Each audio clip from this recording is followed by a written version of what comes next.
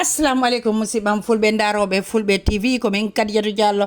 arani on do kadi hande kadi no me wolenire no melen jokkondire e president Barrow his excellency mo anduda himo fewndo do jindude hiwrondira yewtida e remoben e yimbe ben dargol cadele mabbe anda ko honno safarel honno wallirta be e kadi hollugol mo yewtudugol mabbe ko honno bantare leydi ndi woni yarude haray meden do lamoy o lamoy non o meeting ko joint meeting woni tummana e kantora constituencies ko meeting wadi lamoy haray jokke men tan min adana ko feƴƴi don kon haray mi do yetta toujours cameraman on Abdoulaye Mbalo mi yejjitani Samba Gilajo Mbalo ha France mo anduɗa kanko tambiti TV on mi yejjitani no Mouhamad Mbalo mo anduɗa mo jooɗi ɗo ko diaspora najo kono mo jooɗi ɗo dari tan o tawata mo tawa e fans club Madame Sadio Mbalo Baro mi yejjitani nene tarawale ɓen fof dari fi yugol wondema mi wawi wadde o cover ɗi meeting ji haɗi timma haray jarama ko tambiti ɗon men kon haray meɗen yetta fansi fulɓe TV ɓen fof koɓe jokki men meɗen innan waɗe subscribe waɗo like ko onon jeeyi télé on ko fimon men immani haray on jarama ko jokkuɗen men kon mi acci down tun e meeting feƴƴuɗo lamoy on président his excellency Adama Barrow on jarama ko jokkuɗon men fulɓe TV ɗo ko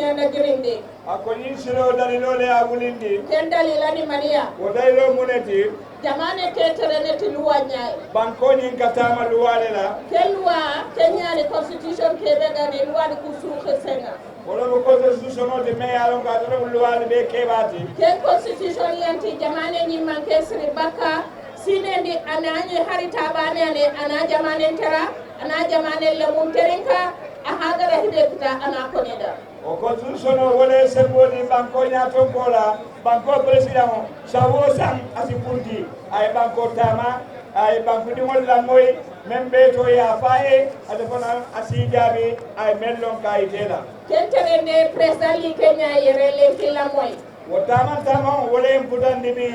la moy kantora banko kam angana hay la moy do to tumana yanka hille timitine ke akoni ajule de kantora ni tumana wole den dani mitimola tata kubenu gari ga digamu men benadi yamula o hanyagana iba danira ho gada waxti be kine anna kembe ke ko hatiya mo ye wato men dira nasi da dron ya e kumo bula bawo ngana risigal karangata ansiratu nona te an waxti nyemeya bari nale MC jana tan lo al dara dron inyanta lon na koy wato men di tala bandale president siriji lira haytele mitine tanay khay jimara wala moy ngoguni akabe la moy kol kontonna diabu kolu la moy France misira o supuni ay be konton sage o kapalenji hunkuni tegani galle bari ay sebo konton memu galle bari anwar ka chemo ay nimbara tanama soto tagalle ma gon timani ay sinyo ya timmani le agara ki bare bu birañi komo fo mina liata ati miliata ako fayna jandorom no walengi akite ngaragande bi abulobe mutari adi jelege suli delege sono nati anwar ka chemo animba ya kada dendangi emballe o tambere o gani mu kenye to be sebo ko nata ko luntawle mo dilla moy jam anga gi zaman finali ibota banko fanna la Gambia kono inata la moy jambi ni alla ngana jeyila alamu ala e nyum mamurundi ibota damen o susu ka kira jamu mbeti nyanda kairo kono ni alla ngana wi jamu ya rabbi ya rabbana alamu ala illa kairo kono ngado ngam ko nyini degu ngam ko nyini akabe sa alkalo kontonna aw do mundu adi alkal toma be sumbi bismillah al bismillah la moy do tumana mitini lamme mitino abe bismillah aw tumana ani tumanna join meeting en kapale ji ngere a kafunyo sefol bidam ay gani haji jangana ngakku ni aya konto anwar ga sama ay nimbara kasima soto kendangi yemballe o tamberin kola diga men tagaw sefo kala ko moto siala o ministre du kuni aka cabinet ministre fempen na bi janga ya be konto kala lemma juuma kuni ako president ni fempen be silo ka ne buto janga ya be konto mo di nga kuni ako e be la dibito konto na ile tungara wala mo honorable bileji tunkara majority leader kala so on ginay so alum palli kora ani dibite do fanan membo da tamba sansan tumanna honorable falli kora ngakku abaya konto kuni ne nangi yemballe ta konto ni kora o gani ya garenya yi angari ka hogi yere fen nadra musola mo di benin ka fo kono jang asurati baro kanu abena ta jam president baro kanu le la na la masakunda kenya do sabuye wole mo be sabu jang president baro anam bismillah sefo ko e bismillah tumanna kantora anam bismillah ye bismillah president baro akam banyani gi adaw mo ñeneti agara hibenya ye benke ora entaya konno ita be fo no la aduna su ya ngai ba dunia be nya bala o kusigi ke tabali kamma o sigi ke tabali me kamma aka lo tanin tabulo men kam president kusigi hilisu president sabo mo me be bara kenga golle be nyamuda ngani ite do go men ke kantora tumanna e president baro president ma nyo ke ja so bere haranga nani gara ko ra kenya hanna dra e bole kije ya ila ko ra kendi hande ya boy dale to drom nanti wanyana ka fo menin kelale agamanya na manke aganya kebe jamanandi men jamano aya fo ayake ko tini kenya nuwari baro baraka baro jarama albulo baro ona tora su ko ro so ba gatin sefo bace ako ni afo idala benin kala imake men nata asita aya mafo ayake al nyaaje hani man fo kumo de siya angana udu bas ina ora koina ni ada base kata koina ona leru sikya na kilen leer sabaka wala ke siloka sasa tam kilemiti angana ki bas ako say minute muang ise futa base adi balote no la fana sambaro no wari president baro akoy nimba agara ku salanu hilu sulo wari biriyani salafulo de da nyim banko kan man to ko keta munel soje ko tege mo na ko ayo kilimi so foni gon na sila misangol de bar sila bali yolu banne anyime yedo ko banne agara ke be do wari yenenke ona duwar na jo kawu mbe duwala president baro alama atala ila ku kende ke ila bala nyuma to kisio yende alla na kaw yemenke alama ala de ma ye kafu bemen tambita wala jawada tanji ko sino hiliyani jawale sanji tan sabane fula ki jam barona tambilo sina bari jamme sanji moi ani fenke o kama ko ya kuntu kali ko commande na tankara sini e dolbe ta kabro no ma sanji talulu ani feng awu ora de nyumo nay awu ora de nyumo nay ako asio iteo fonola kaoban kala na awu kiye bani altala ya asio sindiama ora utuma tankara sini kali yo alibulo sefoko dua ate sanji talulu kijan mbe duwala wala fola sa noti da keku wala fo mo be kontonna e wa jaman tukunyini ka detna president bala adama baro na jobba o president korenga president adama baro ana ala député na la ministre ado député ko do ministre ko anna sef ba konto aja hatu jahana aji hatu jahana tumanna sefo aji hatu jahana e wan kunyini Sego tumanna sehu ngago fono gonton samba ida gofono kuni sambaba falli kora nga konton ida falli kora kuni député nyani ngana chairman o konto Musa Seydi na la committee be ida chairman ko ren kuni Musa Seydi di committee former councilor Fadu Keta tumanna musul be kontatore yal former councilor Fadu Keta ida tumanna ga su kuni ta do ko former ba ma jaja Fadu Silla aja bangan sa ngal konto ida kuni ngamol be tentu ngal jey ida sere tiga ida mama ngana on kulu konton alaji mawdo suso me yalon ko ay politiko no seneyata bulu nga konton nga tentu nga jey adine ga kuni alaji mawdo suso ala politikinda akurai bidiya mo man nanya siyala jang atinde gidi ga men da ga wono ere kadum president baro banko mo wala sulo jamane toron tola ani wala ka wuli ado kenyan jat ado ani wala kela ado kenyan jat o ka tentu o kan ka jaya kan odan tiga ken kam mana mama mba fala yabe do ku kendo men ani mbara president baro anga golle sire kebe te kantora do tumana tan nan wari mandi gol go sosi bor nyawnya sala fa busola balli ko sing awru mo wo manna hokai yo tumanna jande adi tumanna ere bidi am dam sol tore yala hadi gam ne horon to nyai ndel mu sene lalati kunni so ana nyai mu gadin do ku lalati na gadin en ka so ono gadin tel bi sene joran ati bagasi kebe ga so be manker mu sol bulu bakel ya man kanten ni mala aso bula programme ko president na ke ngadam programme yo tumanna fa nam sila fula be mbulu jang adi tumanna ere kilu indi wayre abo sara bari din kada dia buku basilla bangire sare bari ni nan daga dia buku basilla sa se tan saba sa te sai wala ke muna fanjela tan dingale be ado de musiki o muna ko ya ku balade kenne kota bo kabo balar kata kular kata kirai kaya daga kulari sila ko fan be mbulu ko ya ko di bakel lim bimmane ono gai nasib ma ko wada beti ala bakel de mano nga wali monida ba fula e ko wakon nan nanti banko la luwala mu nyinti luwa nyani ke jamane luwa sa wosan ay nala banku dinu kan ye kacha sin sugal annan lan jamane nyala to amanje ray naja kama jala ngari ni ele bay do gol men nyanda kala faydo wal balal faydo gollu ben kan kawana nyaatu man na kan to men to je doron dum andi non kala bang ibe ga to ono nga butinani na ba si wakili ba ga sila ko nyime nga fa si ma fa yon ba na wari killin bibe ga da konanda ala baraka ba ke ko mo be ko nsamba oda jama rahman sukuni bile jitun kana ako ya jama rahmano mu me be konto kuni de khare kharentendo kuni logonte awakata o amiru khorenga jamane khise His Excellency President Adama Barrow party leader and Secretary General of NPP, Oda Kuni. Kantoron ko mune balla sino le balla ba ati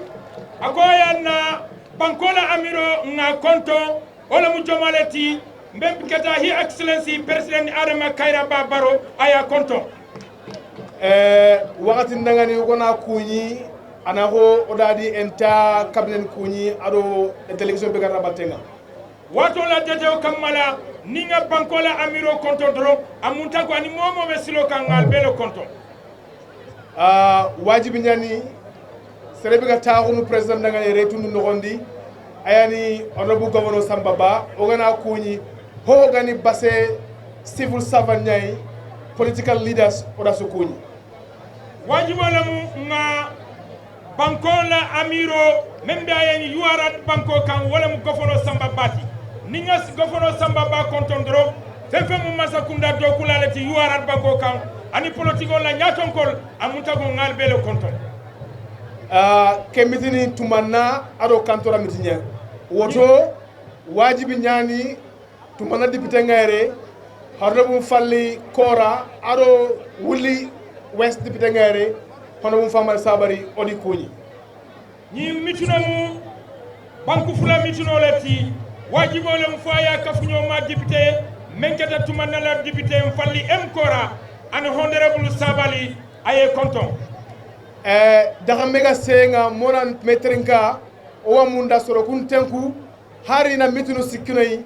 ona katu fayda kono idoke batelle ikaw no wondi kantoro député ko tumanna kantoro ali la more ko hani abetela minute saba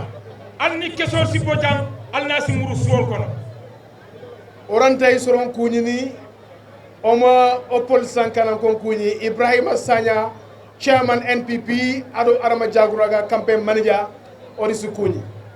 A kontet na kontondiro banna, nimmanna politiko la chairman o konto, chairman la chairman o Ibrahima Sanya, ani Campaign Manager Arama Jaguraga, ayal konto. Ogana Konkuni, ona Honorable Ajibaniko Siso, tumanna Kenyani, Arina Buren dépense ken bitu nogondi, woto wajibi nyani ogana kinyere ona kuni ni o tambitansi honorable haji banko siso nga konto tuma nati molam bara yala nafulo ke ni mitino kono jam ni lota jam fo nga konto okuna no warnde mbana kotti ay sabuna ogana ke mitini xere narti tuma en ka lamoyere lamoyen ko nda golle de bari kenni xanu en golle nyaay bi fefenta te bulu jang na manke kamol tentu kamol nimbara wairi lamoy ko ni yaje ya mitino nyin nati jang mu lamoy ko ya doku balake nyin ko kono wala yatinna fo ya mitino nyin nati lamoy banko kam o gala dépense beri tere ikunda ken duncika na dubul tanu siki ho makanya meregi moto lamoy alkalondo imamu ado hoga lamu kenyai o da hakuni gachi ngalama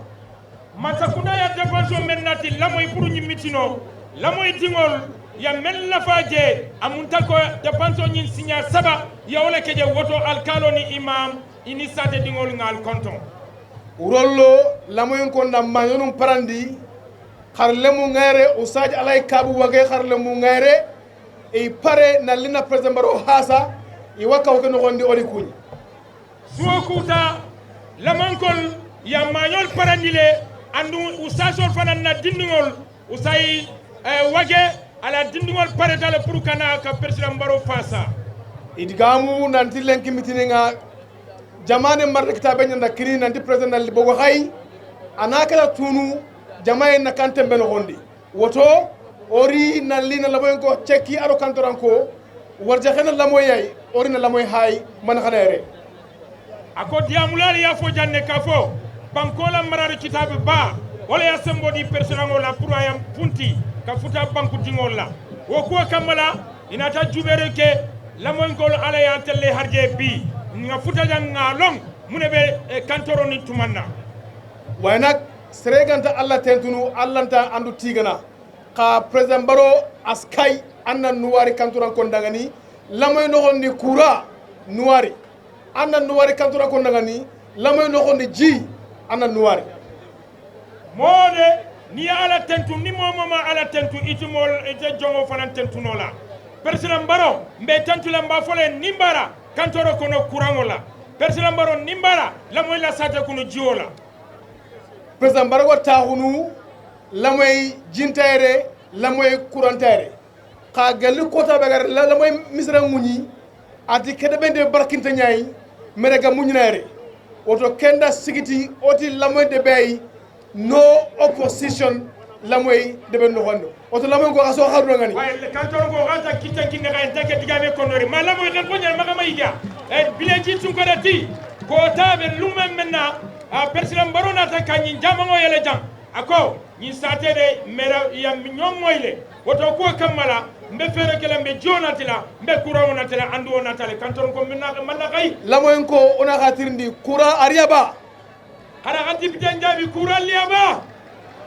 o mamu gune itaria lamoy ko khaji kitaba lamoy aliya jiyo soto ba aliya jiyo soto la bang oto lamoy watte hidu hillan woto lamoy la sasa ku fulalem lamoy ido diabugu naga sala begano lemu ngatele kharno wa masakunda njagana ina ko roso dangan lamoy ani misira tema waranta diabu tema tinungol men kata karangola mbe masakunda danila o salo men beje asije fanan jubenye misra tabangure nalo lamoy akilenga wa munna masakunda na cross misira taba koto kana lamoy mbe danila masakunda i asije fanan crossinye ona munda ona soron twindi hoy ke masakunda hibega siki sorna khawna tigiti lafta ka mol kala mutande kula men yalon ka fo talilu jamale yatinna fombe nyim masakunda fanan la mutala mbul flola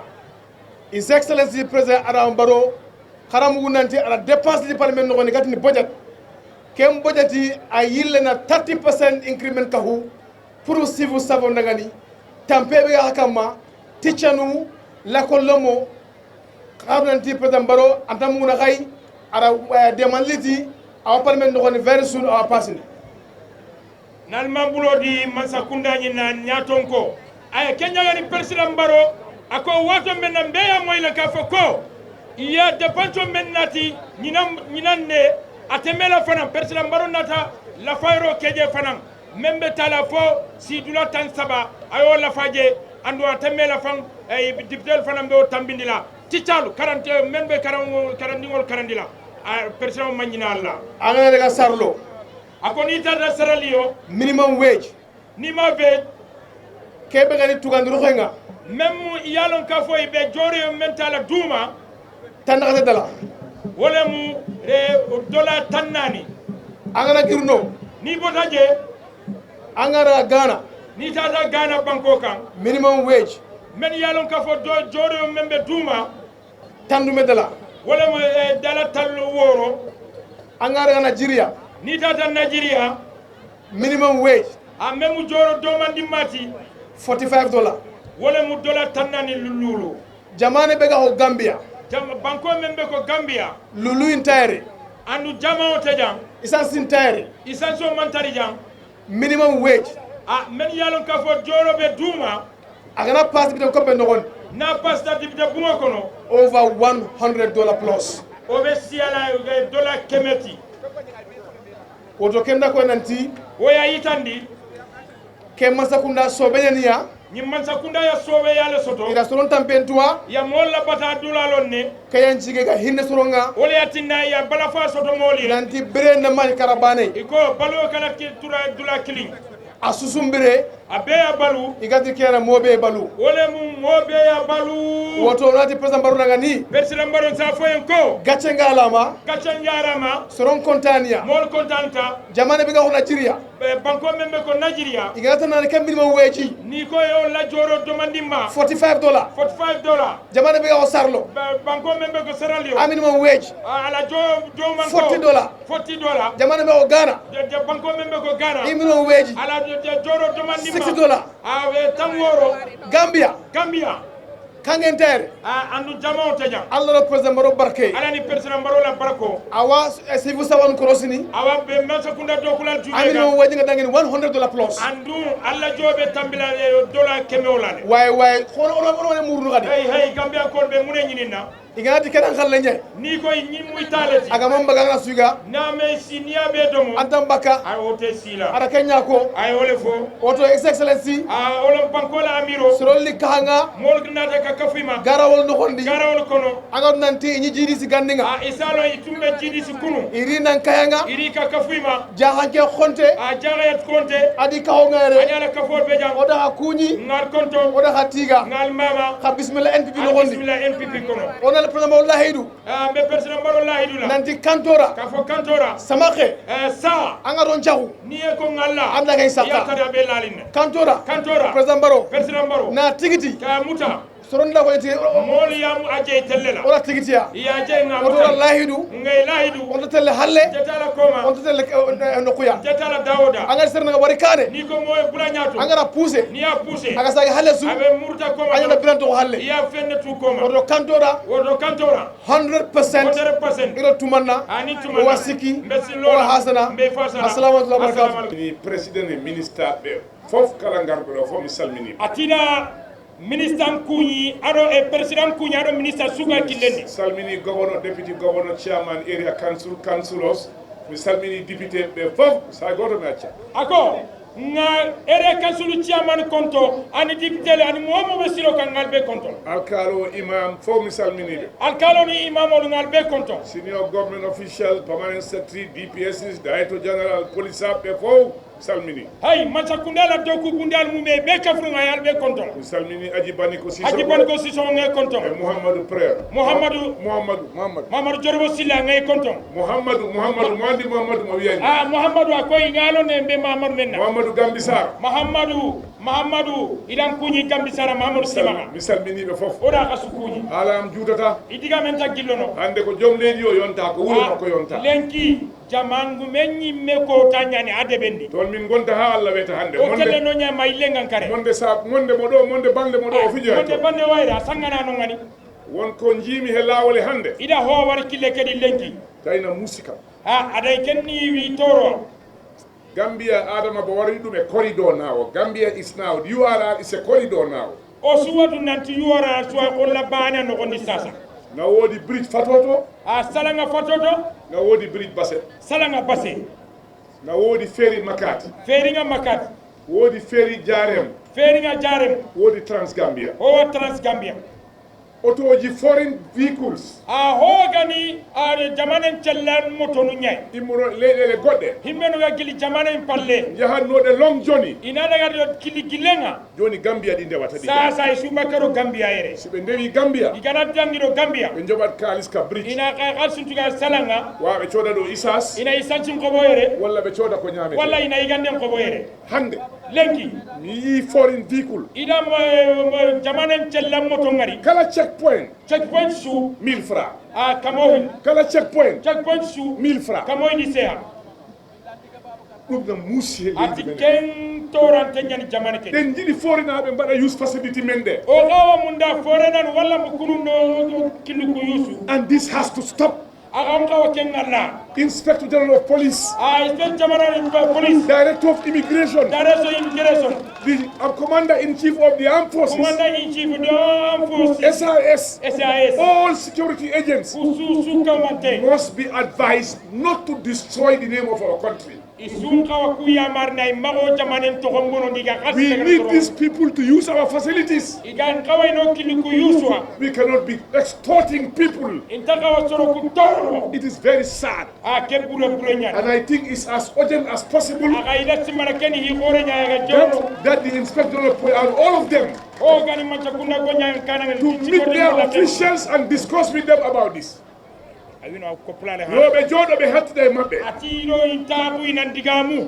Si be foreign vehicle for 1000 francs, 1000 francs.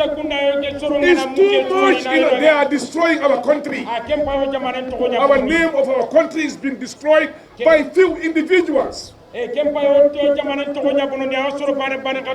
President Barrow have increased their salaries more than any government since independence. The level of extortion must stop. My second point.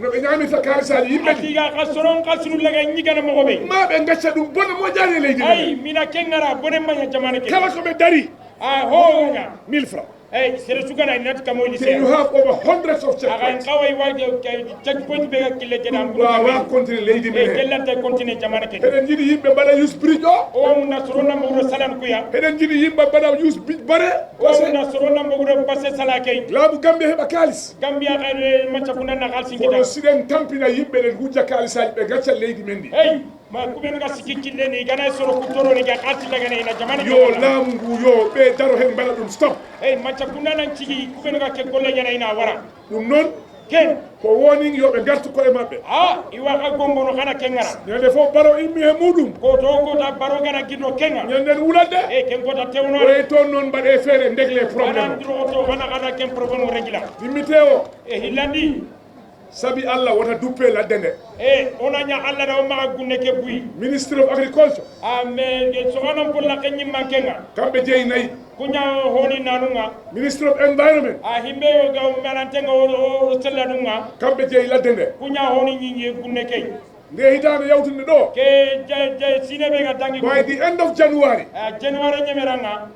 Lay lakde Gambia fo dupa. Lay da gunne ke subui. Be duppi la dende fop. Ida gunne subui. Nay men ala do nyami. Ona non tay gera kitana. Ko malumba ya leydi wondi. Bi sumcin daga jamane tanay. Ben be badi preserve their environment, their forest. Kun kara gunne nyaaraga yo dabanu ngatele geno kubey. Enen yimbe nyaabe dupola demende. Osko ku gawo mu ndawno demanen ko Governor and his staff. Governor and his staff no. The chief and their staff. Sewu ni gol no. Alcalos and their staff. Degu ni gol no. Bengandi there is a law in place. Luwa na woni. Nyana keni luwa nyana. Yo be mbadngal luwa. Kana kel luwa sigindi. Kala dupudo ladde. Sere sunda gunnembui. Yo luwa raw doma. Luwa nan kamancha. Si to o hubi. To ke gana nyeme. Minen fo min ngaran min tourna leydi ni. O kusurini a jamane ke diga. Min jewsi da yimbe be he. Oro soro na digamu. Pour be mbada preserve the environment and our forest cover. Kuro ona yo jamane ke gunne laga na tanga o maga bi. Sukabe jahada ko e jire. Lemnu nan daga guane mundu.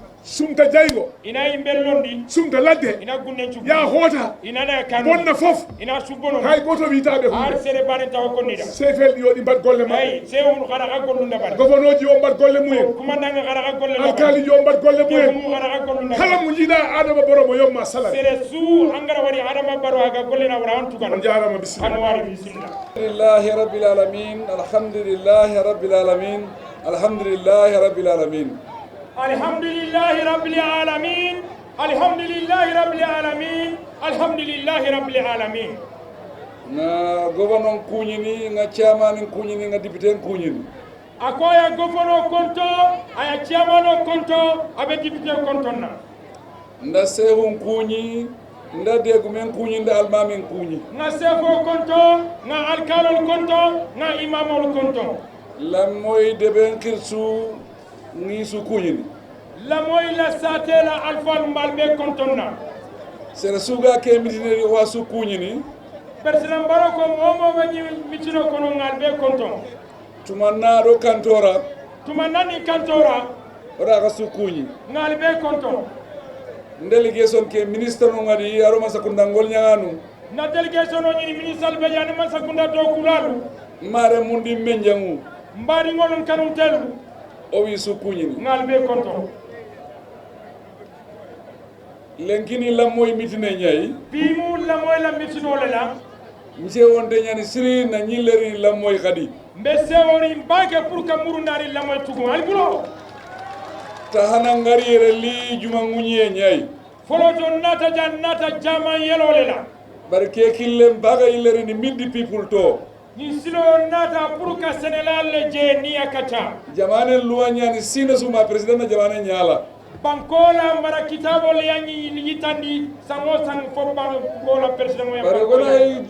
jamane ke yala ngamona mitinu ndabar debunyadi nimbe banko yayi la fonga mitinol ke satelle to yirgi mitine ngemu lamo yayi nyina na mitino benta lamoyle kenya wora sewo e gore ngatu lamo ni debe be ngat nanti yo president baro mun na lenki wa mun na kumbane lamoy gara kitan kina kaduya be president baro ko ayalon la mo satelati mani lafta president barola man sakunda kenyanji gelli gara kayti ke koyinga woli atinna kabriya kayto itandala nge wadna ndi yereni ndeme nge me korti ako mitine ke ko dan nangi hay la moy ko mani ako kabi wato menna ya fa korto dala bilumo ya siya na la moy bari gelli ngaro debendi kabri ndun ta sate kono debello rake ngara gemundi ndebe wari no ngani satela do tundula ngate molje yambe du nyamenna gemundi ndeke bane wase meeting nga haro gam ke meeting de bari ben dum diro nyi dan man kaya tan mam meeting oke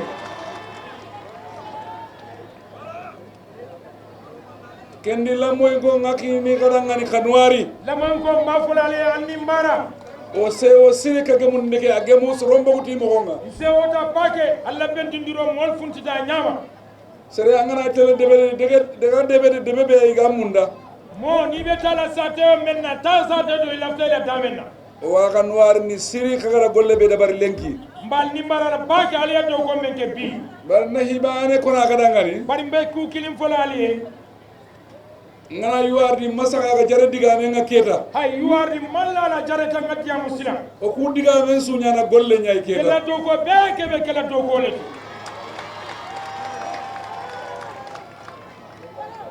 diga nduro ke na handa kenga kuma kenso nyaman nafa soto ndasima golle ke na hanna kenyay ngami ya do ko nyin nafa be wolela bar na ko na kada ngani bar mba folali ko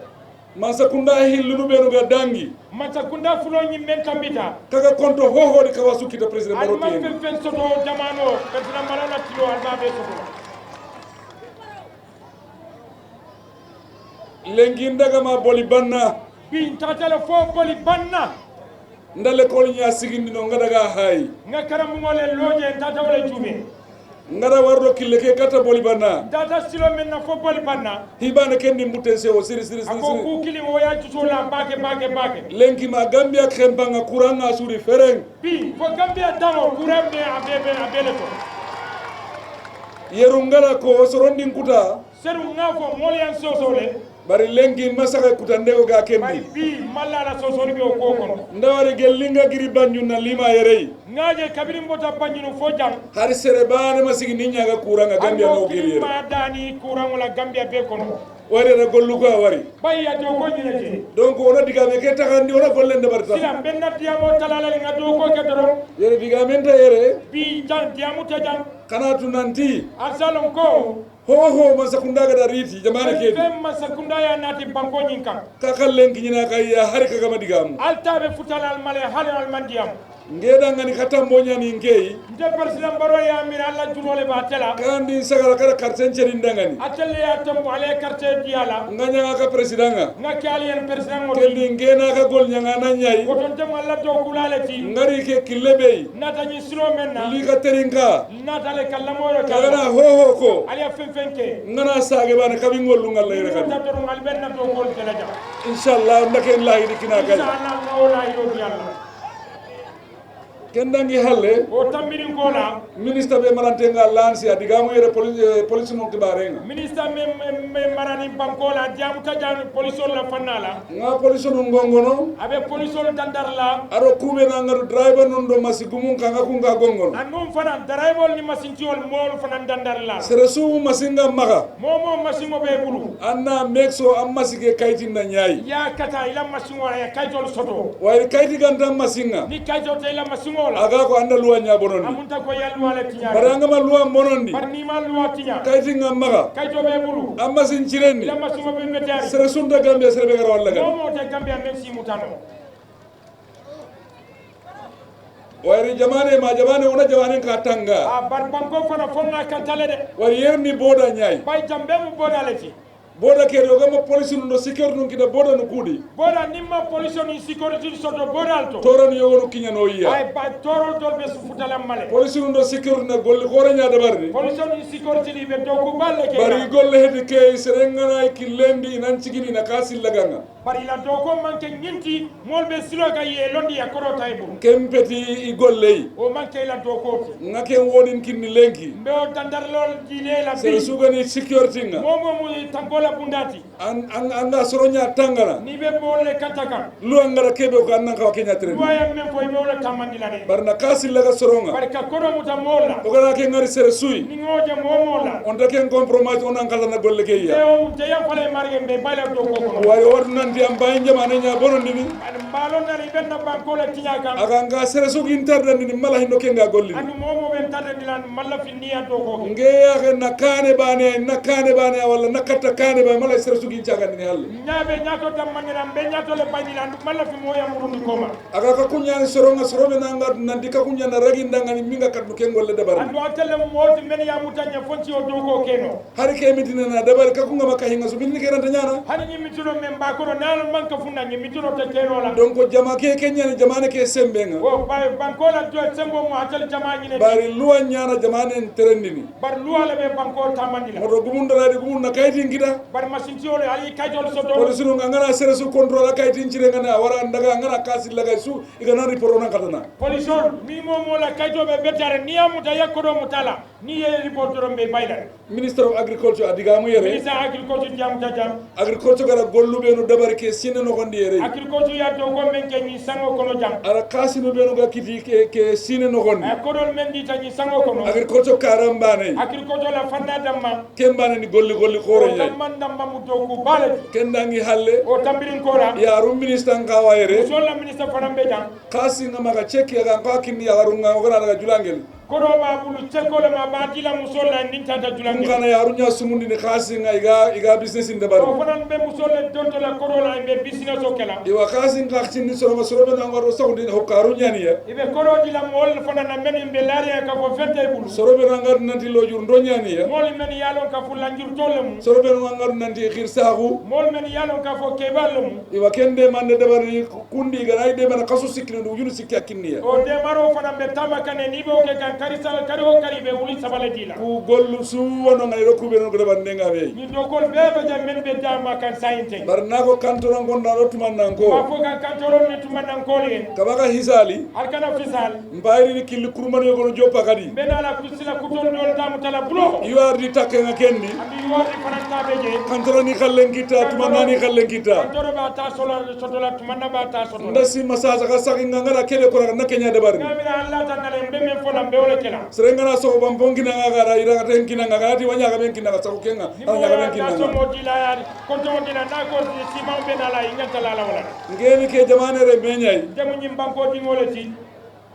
barangana mara jamane ngaga ko ambaga mara jamano iswai ni marata banko la munta koy marata banko belela anga giri yuardi ni bota yuardi wari president hanake ga giri nokube bay president folo bota damenna kenni siara ray o beta siara le president hillandi ke ga giri west coast president fulanja o bota west coast nge haga giri yuardi ke bota yuardi bar yuardi ke bar yuardi de ana gambia no ko nyaade be gambia le kono aga ko gara gollunde bar hay gambia so golli ni be do ko kelam be gambia duna ban gambia bele angana giri yele mangara ga ma kombo ni bota jam fo kombo angara ga nokku su ana president baro golle ngala dawra be president baro la do ko ken golle continue ne ha ado do ko be continue la le njagunde nga ke ko lata nyina ko gambia foundation pour development ndaga kan kenya na president baro gambia la yurwa pour yu bane ka ta gambia la nyatota o be kala president baro bari kellanta nyana ka ko ngoma sigim balle baro te keno la nalmal lon koma bari wona continue on dalla moy no continue bari nimbe continue kelante la moy continue o wona campagne on daga ko campagne nimbe campagne kelante la moy o campagne sarato no campagne ni mo ko tonne campagne la wonnanti yere o gala ho ho yere on ken kita ya on yere la tafin fenna jambo so to la jam kendo buten jagondi o yanni o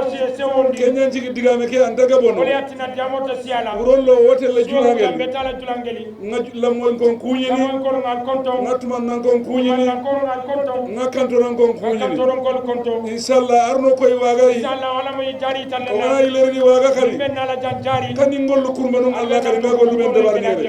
assalamu alaikum wa rahmatullahi wa rahmatullah. Thank you for your statement.